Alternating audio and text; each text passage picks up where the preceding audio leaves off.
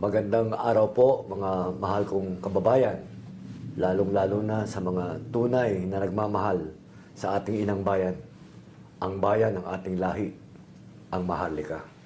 Ako po si Mario Tuason Papa. Ang ating pong tatalakayin sa unang episode ng programang ito ay ang tungkol sa nawawalang Maharlikang Kingdom o ang Lost Kingdom of Maharlika.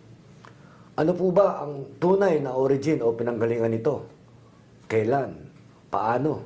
At saan nanggaling ang Maharlikang Kingdom? Nais ko pong ipakilala ang aking co-host sa programang ito na walang iba kundi ang tagapagmana at judicial administrator ng Tala Estate, si Prince o si Raha Julian Morden Taliano. Prince, magpakilala po tayo, bumati po tayo. Magandang umaga po sa inyong hapon po sa inyong lahat, mga kaibigan. Ang inyo pong abang lingkod ay si Raja Julian Morden Taliano.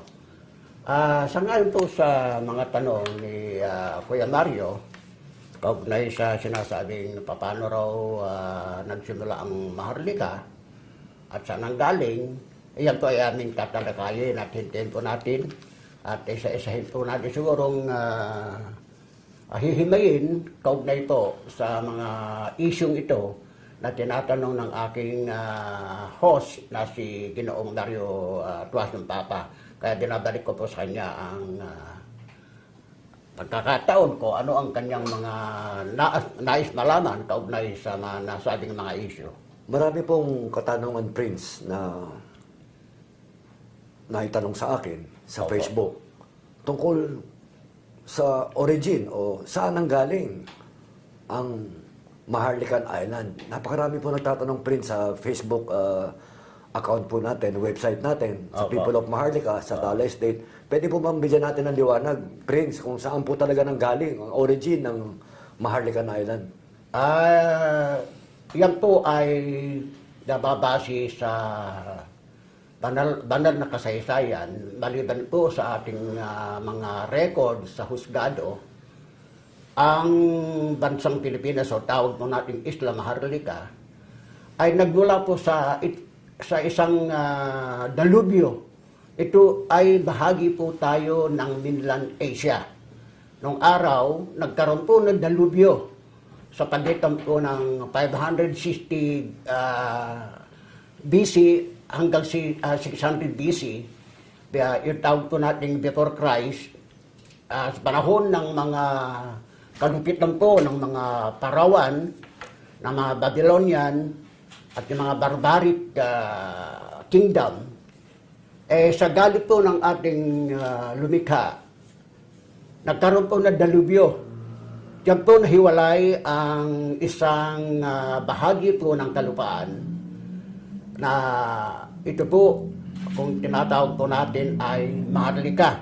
Noong araw yan po ay natuklasan sa pamamagitan ng mga Khan. Ito po si Genghis Khan at ito ay sa pamamagitan ng kanyang anak na si Mango Khan na kung saan ang mga Talyano po ay dyan ang galing.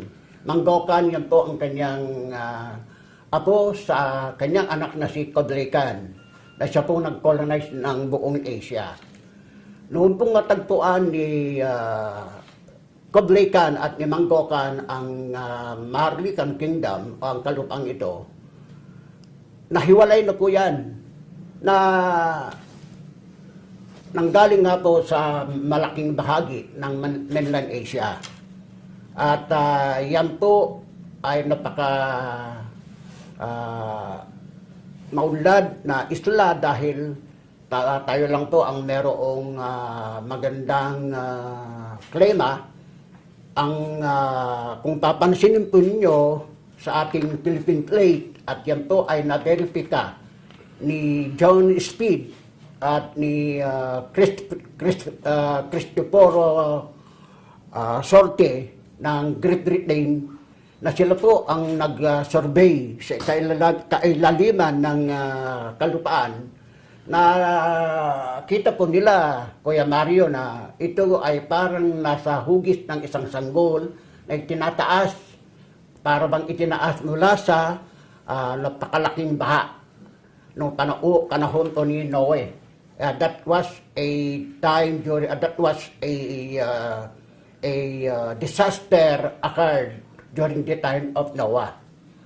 So mula po doon ay nahubog na paunlad ang nasabing isla sa pamamagitan ng mga Tangyan na naging anak po ni Manggokan, si King Luisong Tangyan, hanggang sa taong 14th century. At yan nga, umabot nga po yung sa 1521 century nang ito ay lusubin ni Magellan dahil sa kasaysayang pinaghanap nila ang tinatawag na pinanggagalingan ng mga spices o mga rekado raw na kailangan ng reyna ng Espanya. Mula po roon, nagkaroon po ng madugong labanan dahil ito po si Ra Sulaiman ay pinagtanggol niya ang ating kalupaan. Diyan po nagumpisa kung saan nanggaling po ang Maharlika Island. Bakit po tinawag po na Maharlika? Bago po ang panahon ng Kastila, ito pong China sa pamagitan ng kanilang emperor na si Yunlo, that was 15th century, ay nagbabayad po ng tribute o mga buwis sa kingdom ng Tangyan sa paniniwalang ay sila ang nasasakop dahil kung papansinin po nyo ang ating Philippine Plate na tinatawag sa ilalim, sakop po ang China, bahagi po ng China hanggang Formosa, hanggang Hong Kong. So katunayan tayo sa tunay na mapa po natin, tayo nasa humigit kunulang lang na 2.4 kilometer from Formosa. Yan po yung Taiwan, Kuya Mario, ngayon. At nasa 45 kilometer lang po tayo from the British colony, yung po yung tinatawag natin ngayon, Hong Kong. At dito po sa Vietnam, danang Vietnam, nasa kwan lang po tayo. Nasa 46 kilometer lang sa danang Vietnam. All in all, ang ating territory ay nasa 69,972,500 hectares. Subalit sa ating mapa, papansin ninyo, kung ating susumain, wala pa pong 15 million kilometer, 15 million hectares sa ating mapa. Na hindi ko maintindihan kung ating mga map maker nakakaintindi. Yan nga po ang hindi po maisip kung paano nangyari, Prince. Sapagkat sa pagsasaliksi ko po, ayon sa mga dokumento na pinagkatiwala sa akin ng aking ama, na si Atty. Virgilio Papa, nakarecord po sa court documents ng bayan po ng Maharlika ay merong 7,169 islands. Bago dumating ang conquistadores, ang mga Espanyol, ang British at ang mga Amerikano. Ngunit, after the 1935 Constitution, lumiit po ang teritoryo ng Pilipinas. Ito po ay ayon sa certification under oath ni former Justice Secretary Salvador Marino. Ito po daw ay nabawasan dahil sa mga kagagawan ng mga land grabbers na oligarko na to. Ano po ang katotohanan po rito, Prince? Tama po kayo dahil nagsimula po ang ating lahi, ang ating isla na magkaroon ng sariling titulo nung pong dumating dito ang Great Britain at tayo ipangtanggol mula sa itong Espanya na nag-invade ko sa atin, na sumakop. Sa pamagitan ni Dawson Drake, na-verify po niya ang katunayang survey ng ating kalupaan at yun nga po ay umaabot na sa 169,972,500 hectares. At yan po ay umaabot hanggang sa Marianas Island, even beyond ng Marianas Island, at diretsamente po tayo on the south portion of the island, of the whole archipelago, nasa mismo po tayong tinatawag na demarcation line, yung itong meron po tayong demarcation line sa mundo, yung tinatawag na pagitan po ng ng mundo between day and light. Papansinin po niyo, ano po? Yan. Papansinin po niyo, direktamente po doon nagbabase ang ating isla. Pero dahil sa gusto nilang kamkamin ang Sabah, at ito ang may kagagawan niyan din itong mga Kastilang sinasabi niyo, oligarkyo, na sila Yulo. Ito po si Yulo kasi dati pong Secretary of Justice yan. At si Marcos naman po ay naging abogado po nung pagkatapos po, before the war, nag-abogado po siya. At bagamat siya ay nakusuhan ng murder sa pamamagitan po ng aking lolo, ay hindi po siya naikulong naman sa tumagan, hindi po siya nailabas po siya. Yan po ang nagmanyobra. Na ang katunayan mula sa data na pinagkaloob ni British Governor Bosandrate, yung nga po 169,972,500 hectares.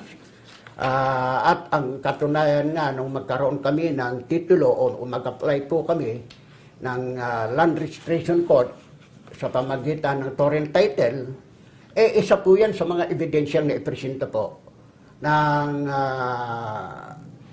kanununuan ng inyong abang lingkod na ito sila Prince Lacan, Ulrihal, Dulcia, Tangyan, Tardano. Prinisenta po yan at nanalo po tayo noong August 28, 1902 sa pamamagitan ng desisyon ng Court of First Instance acting as Regional Trial Court. Ayan po yan, RTC.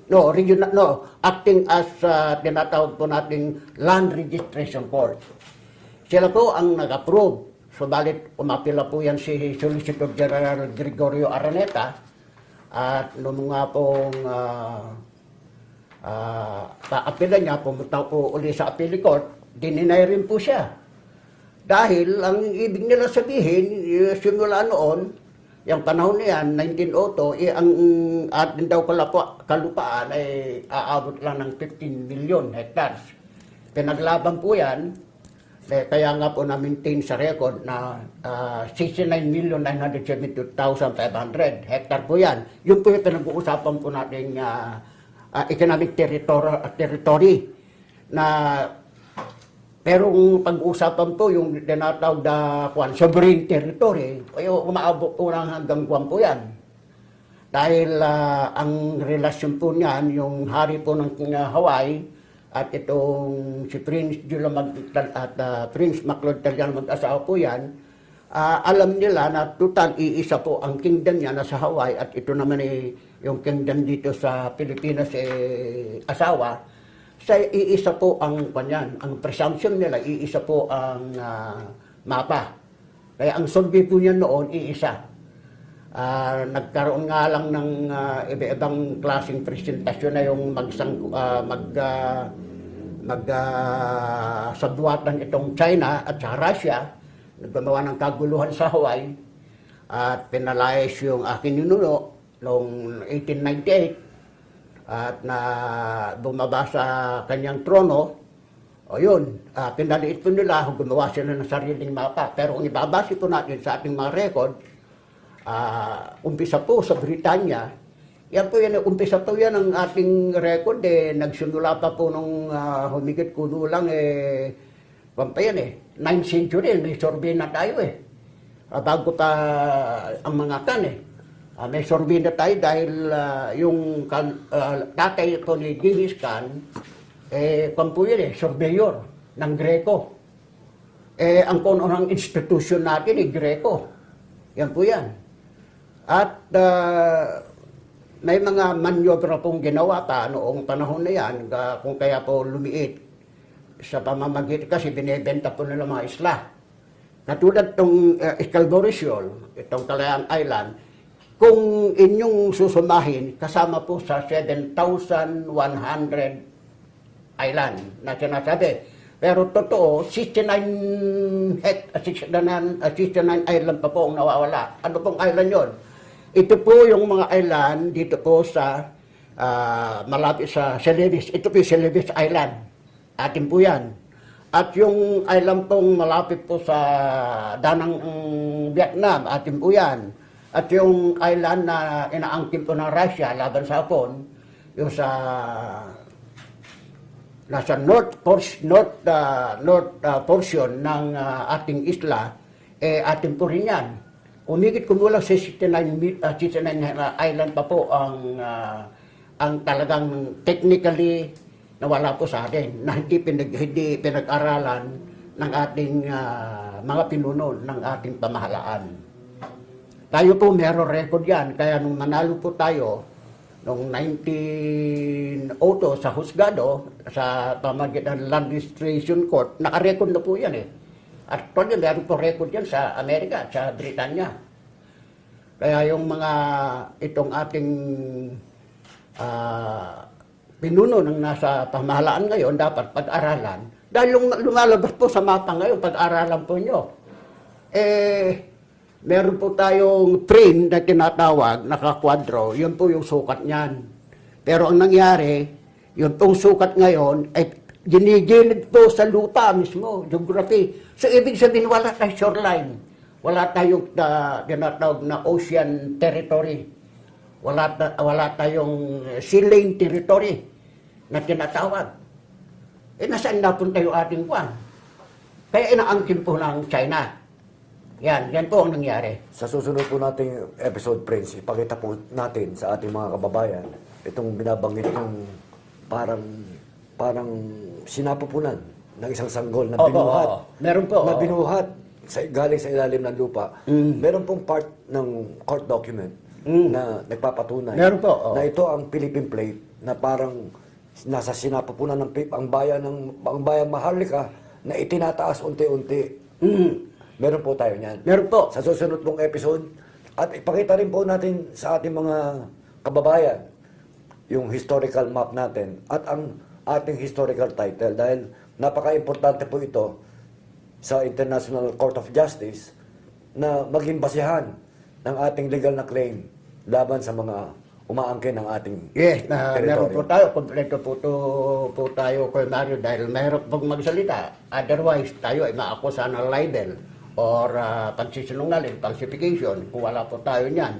Wala po yung sinasabi ko, base po sa court decision noong 1902 at ang Supreme Court decision noong August 19, 1904 ni Chief Justice Cayetano Arellano.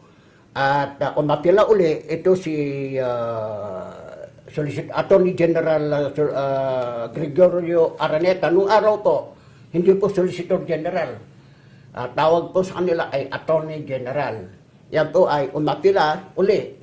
At na-deny po yan noong September 19, 1904. Kaya noong October 4, 1904, binigay po sa atin yung dekreto na yung titulo po ng 01-4 na na-issue po noong October 4, 1904 na dapat mai-issue po yan noong pong October 4, February 4, 1903. Pero nagkaroon po ng apel eh. So, ang ginawa po nilang naging basihan sa October 4, 1904, yung pong Supreme Court decision na naging final and executory. Tungkol naman po dito sa origin ng titulo. Ito pong tinatawag na OCT number T-01-4. Ito po ay ayon sa mga dokumentong akin na basa, ay nirecognize ng mga conquistadores. Noong 1565, nag-issue ang gobyerno ng Espanya ng titulo posesorio at itong British government noong 1574, nag-issue rin ng Royal Decree Protocol 01-4. 1674 po. Ito po, Prince. Ay, 1764. 1764, opo. Opo.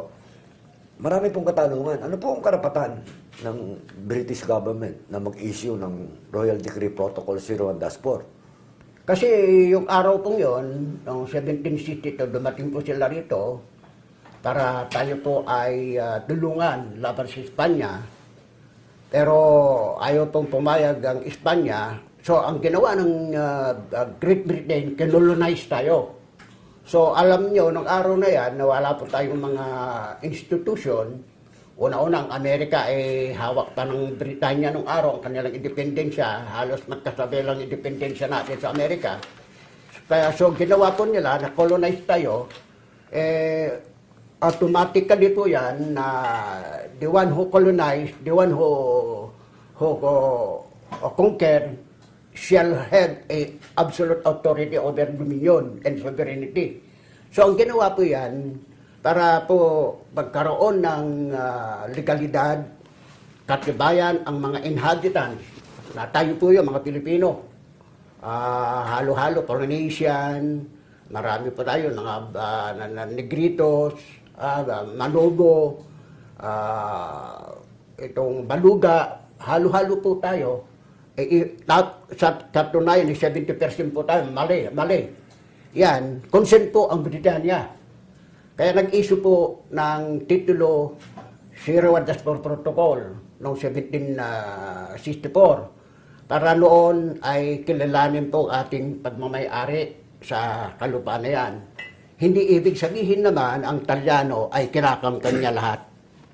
Nagkataon lang siguro ang Talyano po ay merong concern sa karapatang kalupang ito sa paniniwalang ipagtanggol ang bawat isa sa mga pangangamkam kung kaya yun po ay kanilang pinagtanggol.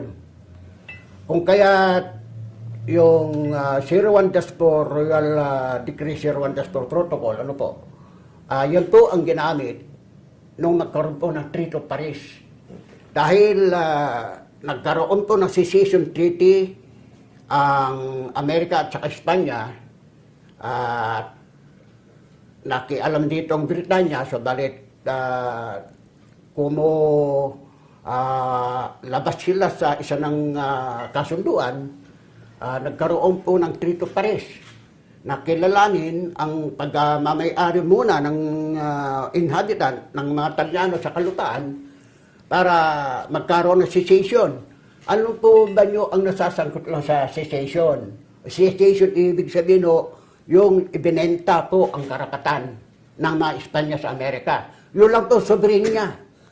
Yun po lang government institution to administer the government institution within the dominion, within the archipelago. Hindi po, it never covers any single piece of land. At nung lahat ng prior land na sinasabi, as a matter of fact, wala pong prior land. Ang mga prior land, yung pong mga kalupaan na nasasakop po ng mga eskwela po na prior, mga ginawang simbahan na prior, ginawang simbahan ng ginawang parke ng prior. Katunay, isa na nga dyan yung UST, na yan noong 1621 din yan na lumabas yan. Isa po sa mga pag-aari ng prior yan, na hindi na po pinakialaman. Yun po binalik. Hindi po pag-aari ng prior buong Pilipinas. At noong magkaroon po ng treaty nga, noong December 10, 1898, Kuya Mario, ang aming pamilya, si Prince Julian McLeod Talyano ang nagbayad ng 20 million US dollar. Sa pamagitan po ng gold bar po yun. At yan nga, yung paulit-ulit natin sinasabi na mayroong 1 milyong perasong 20 US dollar gold coin na mayroon pong 15 grams at 18 grams at 25 grams pala yun, 25 grams at 18 karat gold coin, Kuya Mario. Prince, wala po sa kasaysayan na nakatala sa mga libro ng kasaysayan na ang Talyano family ang nagbayad ng 20 million US dollars sa Spain. Wala po ito. Paano po natin ito maipaliliwanag, Prince? Ayan po yan. Dala nga po na yan ng mga ulterior motive ng ating nasa pamahalaan. Isa na yan si Pangulong Marcos na naging abogado ng pamilya ng inyong Abang Lingkod. Inalis po nila yan eh. Pero yun po sa decision po ng Cayetano Arellano, ng Chief Justice Cayetano Arellano ng Supreme Court po noong 1904, inilabas po yan. Ano po yan? Nakalagay po yan dyan, yung decision na yan. Yung 20 million US dollar na yan. Kaya papansinin po nyo, ang bilihan lumalabas between Spain and Amerika lang. Wala pong may babad ng Amerika po nung araw dahil ang Amerika, bago lang naging independensya sa Britanya. Ay, di ba nyo alam na, di ba natin alam na ang Amerika colonized ng Britanya po nung araw? Isa sa mga colonized, kaya nga tinatawag na lang nagkaroon sila ng Newfoundland ng tinatawag, the land of promise. Ang Amerika, sila po yun, Newfoundland nila, na sila po yung naging Amerika. Dahil kailan lang po sila nag-independensya, halos kasabay ng Pilipinas. Yan po yan. Nabasa ko rin po, Prince, isa sa mga annotation dun sa 01-4 noong 1898. Isinanla po ang parte ng 01-4 sa Bangko Espanyol Pilipino sa halagang 20 million US dollars na meron pang nabasa ko po na 2% interest. At marami pong tumulong dito na ito yung siguro po nung high school ako tatandaan ko yung meron pong Magnificent Man. Sila pala po yun, ng mga tumulong kay Don Esteban Benitez Tallano na magbayad ng 20 million US dollars. Ano pong pagkakaiba nitong inutang na 20 million US dollars at itong sinasabi niyong 20 million US dollars in gold coins na ibinayad? Ganito po yun nangyari. Alam natin nung araw, ang ating medium of exchange na tinatawag o perang ginagamit ay dollar. At yan ay nagmula pa lamang sa Amerika na ang Amerika noon newly independent. Ano po. Pero ito pong mga 7 magnificent Filipinos na sila yung mga depositor ng Bangko Pilipino, Espanyol, pag-aari po ng mga tangyan, yan po ang ginamit muna. Kaya bayaran po ang Amerika. Dahil po yung minting po ng gold ay it will take several period time. Ano po, hindi naman ora mismo. So para bayaran po ora mismo no December 10, 1898, ang Espanya, yun po yun, inutang po sa Bangko Espanyol ng mga Talyano ang 20 million US dollar. At noong pong babayarin yan, kapalit po noon, pumasok na po nga yung tinatawag na gold coins, yung pong pamamagitan ng 2.5 metric ton of gold. Kasi po, ang perang yan na nakadeposit sa Bangko Espanyol ng mga Talyano ay pera po ng mga tao. Hindi po pag-aari lamang ng Talyano yan. Para pong tulad natin, ang Bangko Pilipino, PNB, owned by several stockholders, several depositor, hindi po pwedeng ariing lahat. Kaya gano'n po ginawa. Kinwalateral yan para i-release po muna ora mismo yung 20 million US dollars sa Espanya sa pamagitan po ng Treaty of Paris para pirmahan po yung Treaty of Paris at yung titulo de compra po natin. Yung 01-4 Royal Decree Protocol ay naging titulo kompra. Ano po yung titulo de compra? Ang titulo kompra po, yun po ay titulong binayaran ng isang tao na nanalo po sa bidding sa pag-auction ng kalupaan. Kung sino pinanalo ay bibigyan po siya ng titulo, yung tawag po natin titulo de compra. Yan po yan. At yung titulo de compra niyan, yan po rin niyang in-apply po noong lumabas na po yung batas na Land Registration Act 496 na sinisikil ang mga Talyano na ang lupang daw na bayaran ng mga Talyano ay limitado lang, hindi po buong kapuluan. Dahil andyan na naman po ang nasa likod niyan, Russia at saka China. Ano po? So, inilaban po yan. Nag-apply po uli si Prince Lacan Ulrich-Alborquia Tangyan Talyano, pamamagitan ng kanyang anak na si Prince Joel MacLeod Talyano, sa Land Registration Court. Yung nga po sinabi ko na nanalo tayo noong August 28, 1902. At umapila nga po kako, inulit ko, tulad na sinabi ko kanina, umapila nga yung ating Philippine Commission, hawak na po noon Philippine Commission, na ang kanilang abogado ay si Gregorio Araneta, natalo rin po. At hanggang sa makarating Supreme Court, yung nga po, naulit nga natin na nung September 19, 1904, nanalo rin po ang Italiano. Yan po yan ang ibig sabihin. Kaya po, nangutang ang mga Talyano sa bangko na nila mismo, sa mga depositor, para bayaran po $20 million na kapalit po nung gold bars na siya rin po ang binangbayad ulit, ibinalik po lang sa Pilipinas, sa Bangko po Espanyol. Isa po si General Antonio Luna na tumulong. Isa po siya sa 7 Magnificent Men na tumulong kay Don Esteban Benitez Tallano na magbayad ng utang. Sa natatandaan ko po, nabasa ko, $2,200,000. Yes, opo. Ang itinulong ni General Antonio Luna. Kaya yung bahagi ng kanyang Hindi lupa... po 2 million mga magkano po? dollar. Kasi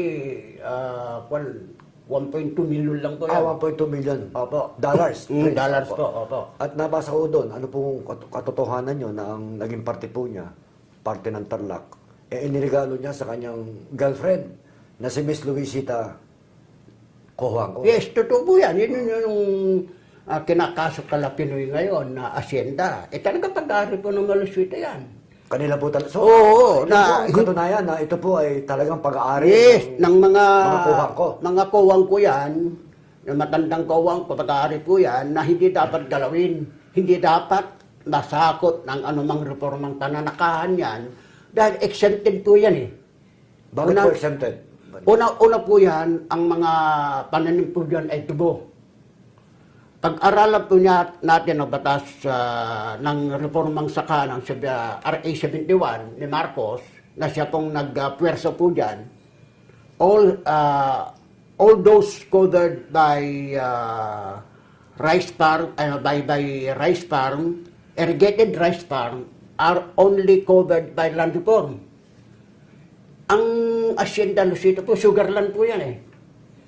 At saka portion po yan corn farm, yellow corn farm. Pero dahil sa panahon ng martial law, inipit po ang Cojuangco. Kaya nga po dyan isa sa mga dahilan niya, pinatay si Benigno Aquino eh. Dahil sa sistemang pang-aagaw ng kalupaan at na politika.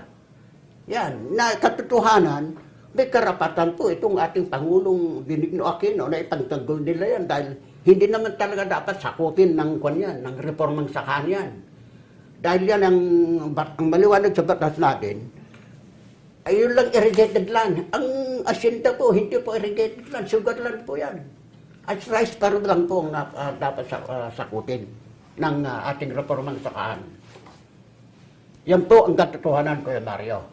So, balit masyadong ang kakunga sa inyo sa ating sistema ang ginagamit dito pwersa ng lakas, yung tinatawag na influensya ng ating pamunuan at yung tinatawag na lakas ng militar na nangyari po noon.